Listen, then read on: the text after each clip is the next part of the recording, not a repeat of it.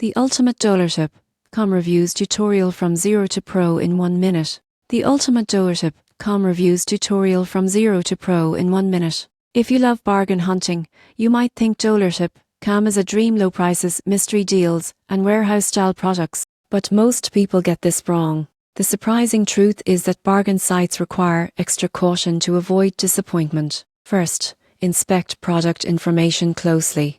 If an item's description is extremely short or missing key details like size, condition, or brand, don't rush. Good deals still deserve transparency. Next, check shipping expectations. Budget websites often ship from overseas warehouses, which means delivery can take weeks or even months. Some buyers report long wait times that they didn't expect. Always confirm estimated arrival dates before buying. Then, look into return policies. If returns require paying international postage, the cost might outweigh the price of the product itself. A cheap item that can't be returned easily might not be a bargain after all. You won't believe how helpful customer photos and reviews can be. Search beyond the store itself for real user experiences. If buyers consistently mention quality concerns or wrong items delivered, take that seriously. Finally, begin with one small order. Treat it as a test. When it arrives, check quality, packaging, and how well it matches the listing.